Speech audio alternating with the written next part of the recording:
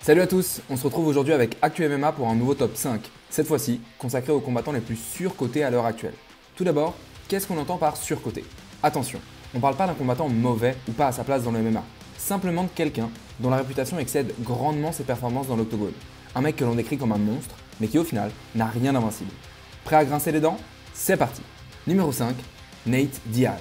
Récemment sorti de son contrat à l'UFC, c'est l'occasion de faire le bilan du passage de Nate au sein de l'élite. Si ces deux combats contre McGregor ont complètement relancé sa carrière, l'énorme soutien qu'il obtient des fans est totalement disproportionné comparé à ses performances. S'il méritait amplement sa place à l'UFC, Nate Diaz a alterné victoires et défaites durant toute sa carrière et n'a jamais semblé proche d'être un réel prétendant à une ceinture, ni même l'un des tout meilleurs de l'organisation. Hey, I'm not surprised, motherfuckers. Numéro 4, George Masvidal. Darren Till et Ben Askren. Voilà les deux combattants que peut remercier George Masvidal pour lui avoir donné l'impression d'être invincible l'espace d'un temps.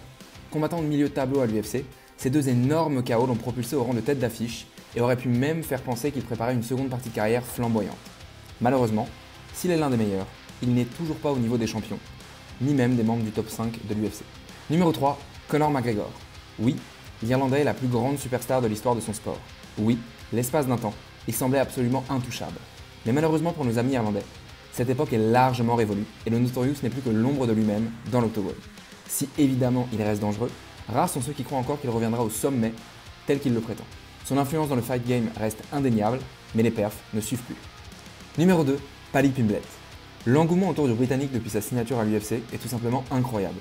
Si sa personnalité et ses déclarations sortent du lot, ses performances dans l'octogone, elles, ne laissent pas forcément présager qu'il restera à la hauteur de sa réputation.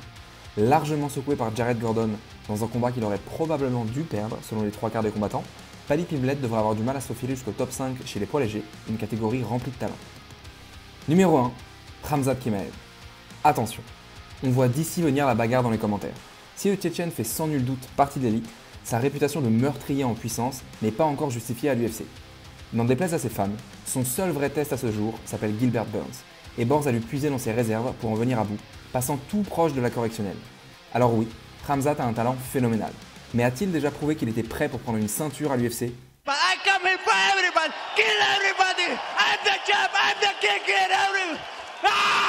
Et voilà, c'était notre top 5 des combattants en activité les plus surcotés. N'hésitez pas à nous donner le vôtre en commentaire. Lâchez un like si ça vous a plu, abonnez-vous et cliquez sur la cloche pour ne rien rater des prochaines vidéos.